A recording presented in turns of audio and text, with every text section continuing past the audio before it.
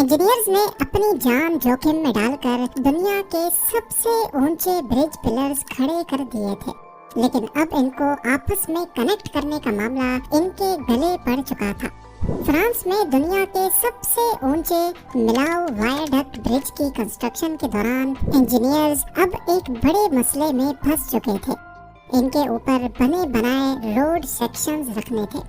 दो पिलर्स के दरमियान रखे जाने वाले एक रोड सेक्शन का वजन ही 25 लोकोमोटिव इंजन के बराबर था और ऐसे टोटल 8 सेक्शंस थे। दुनिया में ऐसी कोई क्रेन ही नहीं थी जो 5000 टन वजन को 800 फीट की ऊंचाई तक पहुंचा सके। दो पिलर्स के ऊपर क्रेन लगाकर अगर रोड सेक्शन को खींचा गया तो पिलर्स ऊंचे होने की वजह से अंदर की तरफ आसानी से कोलैप्स हो जाएंगे। जितना ऊंचा पिलर होगा उसका टॉप उतना ही कमजोर होगा। ये मसला कंस्ट्रक्शन टीम के लिए किसी डरावने ख्वाब से कम नहीं था। इस मसले को लेकर मिलाओ वायडक्ट की कंस्ट्रक्शन में डिले आ रहा था और हर गुजरते दिन कंस्ट्रक्शन कंपनी को $30,000 का फाइन लग रहा था। फ्रांस में मौजूद मिलाओ वायडक्ट दुनिया का ऊंचा तरीन ब्रिज है, जिसको 2004 में 394 मिलियन यूरोस की लागत से तैयार किया गया था। ये जमीन से 1125 फीट की ऊंचाई पर खड़ा इंजीनियरिंग की दुनिया का एक अजूबा है। आईफल टावर से भी 45 फुट ऊंचा ये ब्रिज इतनी ऊंचाई पर है कि अक्सर ये बादलों पर तैरता हुआ दिखता है। इंजीनियरिंग कंपनी जिसने इस ब्रिज को बनाने की हिम्मत दिखाई थी, वो असल में ये प्रोजेक्ट लेकर फंस चुके थे। फ्रांस की इन वादियों में लैंडस्लाइड्स और 130 किलोमीटर पर आवर की तूफानी हवाएं इनके काम को मुश्किल से नामुमकिन की तरफ धकेल रही थी। इतना ऊंचा 4 लेन हाईवे न इससे पहले कभी बनाया गया था, न आज तक किसी ने बनाने की हिम्मत की है, क्योंकि सब जानते हैं कि मिलाओ वायडक्ट ने इंजीनियरिंग की लिमिट्स को सिर्फ क्रॉस ही नहीं बल्कि झंझोड़ कर रख दिया था। दूसरी तरफ इस ब्रिज को बनाना फ्रेंच गवर्नमेंट की मजबूरी बन चुकी थी। 1980s में फ्रेंच गवर्नमेंट फ्रांस से स्पेन जाने वाले टूरिस्ट से बहुत परेशान थी। खास तौर पर हॉलिडे सीजन में ये ट्रैफिक तमाम शहरों से होकर गुजरता था और हर शहर की सड़कें जैम करता हुआ जाता था, खास तौर पर यहाँ की सिटी मिलाओ को। ये सिटी 1500 फीट की गहराई में पहाड़ों के बीच में मौजूद है। नॉर्दर्न फ्रांस से आने वाले ट्रैफिक को पहले जिग जैग रोड से नीचे उतरना पड़ता था और फिर दोबारा से ऊपर चढ़ना पड़ता था। एक तो इस जिग-जैग सफर में घंटों लग जाते और ऊपर से मिलाओ सिटी में ट्रैफिक जैम के कम से कम 6 घंटे अलग से जाया होते थे। लिहाजा टूरिस्ट को फैसिलिटेट करने के लिए फ्रेंच गवर्नमेंट ने पेरिस से स्पेन तक एक मोटरवे बनाने का इरादा किया। पेरिस से मिलाओ तक तो मोटरवे बिल्कुल सीधा बन सकता था, लेकिन मिलाओ पर एक डेड एंड था। 1500 फीट के ऊंचे पहाड़ और बीच से गुजरने वाली टान रिवर। इस कॉम्प्लिकेटेड कंडीशन को बाईपास करने का एक ही तरीका था कि यहाँ लगभग पहाड़ की ऊंचाई जितना ही ब्रिज बनाया जाए। पर ये बोलना तो आसान था, लेकिन करना करीब नामुमकिन, क्योंकि 1980s में जब ये प्लान बनाया जा रहा था, उस वक्त दुनिया का ऊंचा तरीन ब्रिज कैलिफोर्निया का गोल्डन गेट ब्रिज था। एक तो ये सस्पेंशन ब्रिज था और दूसरा पानी के सरफेस से लेकर रोड की हाइट सिर्फ 250 फुट थी, यानी मिलाओ के पहाड़ों से 6 टाइम्स कम। ये देखते हुए कई एक्सपर्ट्स ने कहा कि मिलाओ पर ब्रिज नहीं बनाया जा सकता, और अगर इतना ऊंचा ब्रिज बन भी गया तो ये एक बहुत बड़े हादसे को दावत देने जैसा ही होगा। कई सालों तक ब्रिज बनाने का ये ख्वाब सिर्फ ख्वाब बनकर ही रहा, लेकिन आखिरकार जब ट्रैफिक जैम्स हद से बढ़ गई तो फ्रेंच गवर्नमेंट के पास ये कड़वा घूंट पीने के अलावा और कोई ऑप्शन नहीं था। डिजाइन से लेकर ब्रिज की कंस्ट्रक्शन तक इंजीनियरिंग टीम को 3 मुश्किल तरीन चैलेंजेस का सामना करना पड़ा। पहला, दुनिया के सबसे ऊंचे ब्रिज पिलर्स खड़े करना, वो भी पहाड़ों की स्लोप पर। दूसरा, उसके ऊपर 36,000 टन वजनी 4 लेन हाईवे रखना। और तीसरा, ब्रिज के ऊपर स्टील पाइलॉन्स को खड़ा करना। एक स्टील पाइलॉन एयरबस A380 से भी 2 टाइम्स वजनी। और सबसे बढ़कर ये सारे टास्क उनको जमीन से कई 100 फुट ऊपर करने थे। इस काम के लिए दुनिया के best architect Lord Norman foster को हायर किया गया।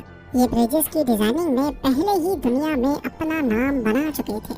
इनका काम एक ऐसे ब्रिज को डिजाइन करना था जिसकी नजाकत तितली जैसी हो, लेकिन ये तितली हजारों टन वजन तेज हवाओं में भी झेल सके। इस डिजाइन में छोटी सी भी गलती किसी आफत का बायस भी बन सकती है। 2 सालों के बाद अभी लॉर्ड नॉर्मन फॉस्टर का डिजाइन ड्राइंग बोर्ड पर ही था कि उनकी रेपुटेशन को एक बड़ा झटका लग गया। कुछ सालों पहले उन्होंने लंदन का फेमस मिलेनियम फुट ब्रिज भी डिजाइन किया था। ईयर 2000 में जब इस ब्रिज को पब्लिक के लिए खोला गया तो सिर्फ इंसानों के चलने की वजह से ही ये ब्रिज बुरी तरह से झूलने लगा। इसके डिजाइन में एक बहुत बड़ा लेकिन छुपा हुआ नुक्स था।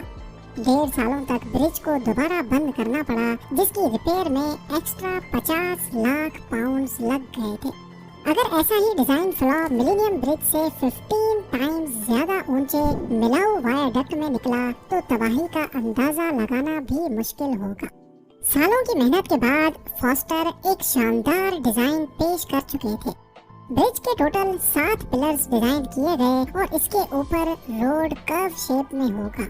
पर मसला ये था कि पिलर नंबर 2 की हाइट सबसे बड़ी होगी, जबकि बाकी 6 पिलर्स स्लोप पर बनेंगे। मसला सिर्फ इस अनोखे डिजाइन को पेपर से निकालकर हकीकत में बदलना ही नहीं था। कंस्ट्रक्शन टीम जिसने इस ब्रिज को बनाने की हिम्मत की थी, उनको सिर्फ 4 सालों की डेडलाइन दी गई। डेडलाइन के बाद हर एक दिन का फाइन $30,000 तय पाया था, यानी करीब 25 लाख रुपए हर गुजरते दिन का जुर्माना। अक्टूबर 2001 में मिलाऊ वायरडक्ट की कंस्ट्रक्शन का आगाज हो गया। ये ब्रिज 120 सालों के लिए बनाया जा रहा था। कंस्ट्रक्शन की शुरुआत पिलर्स की फाउंडेशन डालने से हुई, लेकिन उठते साथ ही जियोलॉजिस्ट की तरफ से एक बुरी खबर आ पहुंची। उन्होंने खबरदार किया कि इस एरिया के नीचे फ्रैक्चर्ड लाइमस्टोन है, जिसकी वजह से पत्थरों के बीच काफी खाली जगहें मौजूद हैं। इन कैविटीज में केव्स बनी हैं जहां बैक्टीरिया की एक यूनिक किस्म रहती है। ये ब्लू मोल्ड नामी बैक्टीरिया दुनिया की सबसे मशहूर रॉकफोर्ड चीज बनाने के काम आते हैं।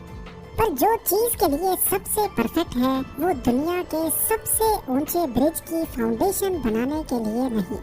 जियोलॉजिस्ट ने यहाँ ड्रिलिंग और एक्सकवेशन के दौरान लैंडस्लाइड्स का खतरा जाहिर किया।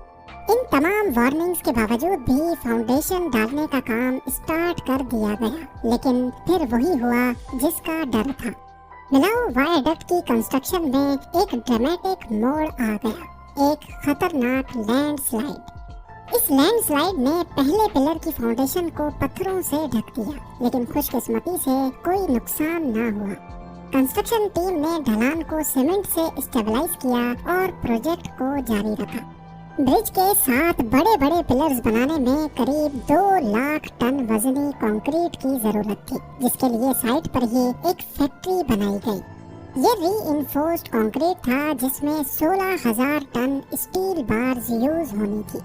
अगर मिलाऊ वायरडक्ट में इस्तेमाल होने वाले सरिये को सीधा बिछा दिया जाए तो ये 4000 किलोमीटर का डिस्टेंस कवर कर सकता है, यानी दुबई से लेकर चाइना तक। आर्किटेक्ट का डिजाइन कंस्ट्रक्शन टीम के गले पड़ चुका था। इस पॉइंट पे उनको ख्याल आया कि क्या उन्होंने ये प्रोजेक्ट लेकर कोई गलती तो नहीं की। मसला ये था कि पिलर्स की शेप यूनिफॉर्म नहीं थी, यानी एक जैसी नहीं थी, नीचे से मोटे और ऊपर से पतले। एक टाइम पे सिर्फ 4 मीटर सेक्शन के पिलर को बनाया जाता। स्टील के भारी फ्रेम से डाई बनाई जाती, फिर उसके अंदर कंक्रीट डाला जाता था और फिर अगले 4 मीटर में डाई उतारी जाती और फिर दूसरी शेप की डाई चढ़ाई जाती थी। 15,000 टन वजनी इस डाई को बार बार चढ़ाने और उतारने में ही काफी टाइम जाया हो रहा था। ये दौड़ वक्त के खिलाफ थी। पिलर्स की कास्टिंग को जितना टाइम दिया गया था, असल में उससे 6 महीने ज्यादा लग चुके थे। पर इंजीनियरिंग टीम के मसले सिर्फ यही नहीं थे। एक एक पिलर की लोकेशन अगर पिन पॉइंट जगह पर नहीं होगी तो उसके ऊपर रखा जाने वाला रोड सेक्शन कभी भी सीधा नहीं होगा। पिलर का बॉटम अगर 10 सेंटीमीटर भी जगह से हटकर बनाया गया तो टॉप पर ये 6 मीटर का डिफरेंस पैदा करेगा। इस पिन पॉइंट एक्यूरेसी के लिए जीपीएस टेक्नोलॉजी को इस्तेमाल किया गया। आसमान में मौजूद मल्टीपल सैटेलाइट्स की मदद से पिलर्स की पिन पॉइंट एक्यूरेसी पता करके वहीं बुनियाद डाली गई और पिलर्स की कास्टिंग के दौरान भी जीपीएस का इस्तेमाल किया गया ताकि पिलर्स का टॉप बिल्कुल वही हो जहां उसको होना चाहिए। दिन गुजरते गए, महीने और फिर साल। नवंबर 2003 में 7 पिलर्स अपनी फाइनल ऊंचाई तक पहुंच चुके थे। 245 मीटर लंबा पिलर नंबर 2 दुनिया का सबसे ऊंचा पिलर हो चुका था, लेकिन इस कामयाबी के बाद उनको रिलैक्स करने का टाइम नहीं मिला क्योंकि ब्रिज कंस्ट्रक्शन का अगला मरहला सबसे मुश्किल था। इतनी ऊंचाई पर 2.5 किलोमीटर लंबा रोड सेक्शन बिठाना कोई मजाक नहीं था। इस पूरे रोड सेक्शन का वजन अंदाजन 36,000 टन था। ये वजन 90 एयरबस A380 जितना बनता है। इस प्रोसेस के दौरान एक छोटी सी भी गलती इंसानी जान और करोड़ों डॉलर्स का नुकसान कर सकती है। आपको बताते चले कि न्यूयॉर्क के ब्रुकलिन ब्रिज पर 34 वर्कर्स की जान गई थी और 1970s में ऑस्ट्रेलिया के वेस्ट गेट ब्रिज पर भी 35 वर्कर्स जान से हाथ धो बैठे थे। इतिहास के इन नुकसानात को मद्देनजर रखते हुए मिलाऊ वायडक्ट पे रोड स्टील के पोर्शंस में बनाने का फैसला किया गया। इस काम के लिए कई 100 किलोमीटर दूर आईफेल स्टील वर्क्स की मदद ली गई। ये उस वक्त वाहिद ऐसी कंपनी थी जो स्टील के इतने बड़े सेक्शंस बनाने की काबिलियत रखती थी। रोड के लिए 2200 स्टील के 2 कामत सेक्शंस बनाए गए, वो भी अलग अलग डिजाइन्स के। एक सेक्शन का वजन 90 टन था और इनको इतनी एक्यूरेसी से बनाया गया कि एक बाल जितना भी डिफरेंस न आने पाए। कटिंग और वेल्डिंग का काम तो मुश्किल था ही, लेकिन अब चैलेंज इनको कई 100 किलोमीटर दूर कंस्ट्रक्शन साइट तक पहुंचाने का था। रूट्स प्लान किए गए, पुलिस को ऑन बोर्ड लिया गया और कॉन्वॉय की सूरत में एक करके रोड सेक्शंस रवाना किए गए। इन तमाम स्टील सेक्शंस को बाहिफाजत कंस्ट्रक्शन साइट तक पहुंचाने में टोटल 2000 से ज्यादा कॉन्वॉयज लगे थे। प्लान ये था कि इन तमाम स्टील सेक्शंस को वेल्ड करके इनको पिलर्स के ऊपर स्लाइड करवा कर आगे धकेला जाएगा, जैसा कि नॉर्मल ब्रिजेस की कंस्ट्रक्शन में होता है। लेकिन मिलाऊ वायडक्ट किसी भी तरह से नॉर्मल नहीं था। करीब 250 मीटर ऊंचे पिलर्स के दरमियान 342 मीटर्स का फासला है। अगर 5 टन वजनी सेक्शन को स्लाइड करवाया गया तो जब तक वो एक पिलर से दूसरे पिलर तक पहुंचेगा, उसके बीच में ही सपोर्ट न होने की वजह से पूरा सेक्शन नीचे भी गिर सकता है। अगर नीचे ना भी गिरे तो इतने ऊंचे पिलर्स पर रोड सेक्शंस को स्लाइड करवाने से पिलर्स एक करके गिरते चले जाएंगे। ये मसला कंस्ट्रक्शन टीम के गले पड़ चुका था। इस किस्म के ब्रिजेस को बनाने के लिए कोई नया तरीका इन्वेंट करने की जरूरत थी। यहाँ पर कंस्ट्रक्शन टीम के एक सीनियर इंजीनियर को आइडिया आया। उन्होंने डेमोन्स्ट्रेशन करके दिखाई कि अगर एक कमजोर पाए वाली टेबल के ऊपर भारी बॉक्स रखा जाए और उसको जमीन से खड़े होकर धक्का दिया जाए तो पूरी टेबल साथ ही मूव करेगी। लेकिन अगर बॉक्स को टेबल के ऊपर चढ़कर पुश किया जाए तो फिर टेबल को कोई फर्क नहीं पड़ेगा। फिजिक्स के इसी कानून की मदद लेते हुए ये फैसला किया गया कि मिलाऊ वायडक्ट के पिलर्स के ऊपर एक ऐसा सिस्टम लगाया जाए जो रोड सेक्शन को उठाकर आगे पुश करे। इससे पहाड़ की तरफ से लगाया जाने वाला जोर डायरेक्ट पिलर्स पर नहीं पड़ेगा। इस काम के लिए पिलर्स के दरमियान 170 मीटर के फासले पर टेम्परेरी स्टील स्ट्रक्चर्स भी खड़े किए गए, जो कि रोड सेक्शन के आधे वजन को बर्दाश्त करेंगे। ये नया सिस्टम एक तरह का प्रोटोटाइप था और उसको टेस्ट करने का भी टाइम नहीं था। दुनिया के सबसे ऊंचे ब्रिज का फ्यूचर सिर्फ एक प्रोटोटाइप पे लटका हुआ था। 26 फरवरी 2003 का दिन कंस्ट्रक्शन टीम के लिए बहुत इम्पोर्टेंट था। आज के दिन इनकी सालों की मेहनत को एक ही दिन में टेस्ट किया जाना था। पिलर्स और रोड सेक्शन की मजबूती और पिलर्स के ऊपर लगाया गया हाइड्रोलिक रैंप सिस्टम। इस नए सिस्टम के तमाम रैंप्स को एक ही साथ एक ही स्पीड से रोड सेक्शन को उठाकर आगे पुश करना था। अगर इनकी सिंक्रोनाइजेशन में थोड़ा सा भी फर्क आ गया तो सारा वजन किसी एक पिलर पर पड़ेगा और इससे पूरा ब्रिज कोलैप्स भी हो सकता है। खुशकिस्मती से हाइड्रोलिक रैंप सिस्टम काम कर गया और पूरे 2 दिन लगाकर सिर्फ 200 मीटर के रोड सेक्शन को पिलर नंबर 1 तक पहुंचा दिया गया। ये सारा काम मौसम देखकर किया जा रहा था। सिर्फ उन 3 दिनों को सेलेक्ट किया जाता जिसमें तेज हवाएं चलने का कोई चांस नहीं था। इसकी वजह सिंपल है, तेज हवाएं ब्रिजेस को आसानी से गिरा सकती हैं, खास तौर पर जब रोड सेक्शन की एक साइड हवा में बगैर सपोर्ट के लटक रही हो। 1940 में वॉशिंगटन स्टेट में टकोमा नैरोज सस्पेंशन ब्रिज के पिलर्स हवा को रोक रहे थे और उसके नतीजे में पूरा ब्रिज बुरी तरह से झूलने लगा। अपनी लॉन्च के कुछ दिनों के बाद पूरा ब्रिज टूटकर पानी में गिर गया। दिन गुजरते गए, रोड सेक्शन को पिलर्स के ऊपर रखने का काम जोरों शोरों से चल रहा था। मई 2004 तक दोनों साइडों से रोड सेक्शन बिछाए जा चुके थे। अब बचा था सिर्फ रिवर के ऊपर वाला पार्ट। अगर ये आखिरी सेक्शन ठीक से नहीं बैठा तो सारी मेहनत जैसे 0 से मल्टीप्लाई हो जाएगी। इस सेक्शन में रोड कर्व भी हो रहा है, इसी वजह से इसका पिन पॉइंट जगह पर बैठना बहुत जरूरी है।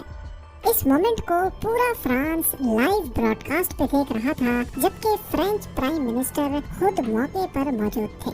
हाइड्रोलिक रैंप का आखिरी बार बटन दबाया गया। 4 सालों में पहली बार नॉर्थ और साउथ सेक्शन के रोड्स आपस में मिल चुके थे, वो भी 99.9% एक्यूरेसी से। रोड कनेक्ट होने के बाद एक्स्ट्रा सपोर्ट के लिए 90 मीटर ऊंचे स्टील पाइलॉन्स को भी लगाना था। एक पाइलॉन 700 टन वजनी और ऐसे 7 पाइलॉन्स थे। इतनी ऊंचाई पर इतने भारी पाइलॉन्स को लगाना दुनिया में पहली बार अटेम्प्ट किया जा रहा था। मिलाऊ वायाडक्ट के सिर्फ रोड का टोटल वजन 40,000 टन है। इसके बाद इसके ऊपर डांबर का रोड बिछाया गया, जिसने 10,000 टन की एडिशन करके रोड का टोटल वेट 50,000 टन कर दिया। अंदाजे के लिए आपको बताते चले कि ये वजन 1200 बैटल टैंक्स के वजन के बराबर बनता है, या फिर एक बड़ी क्रूज शिप जितना। इसकी मजबूती चेक करने के लिए एक साथ इसके ऊपर से 28 ट्रक्स गुजारी गई। हैरानी की बात यह थी कि रोड सेक्शन जिसको 50 सेंटीमीटर तक झूलने के लिए डिजाइन किया गया था, वो इन तमाम ट्रक्स के वजन से सिर्फ 25 सेंटीमीटर तक झूला था। 16 दिसंबर 2004 को मिलाऊ वायाडक्ट पहली बार पब्लिक के लिए खोला गया। ये इंजीनियरिंग टीम की दिन रात खून पसीने की मेहनत का ही नतीजा था, जिन्होंने न सिर्फ कामयाबी से दुनिया के सबसे ऊंचे ब्रिज की कंस्ट्रक्शन की, बल्कि वक्त से पहले काम खत्म करके एक नया रिकॉर्ड बना लिया।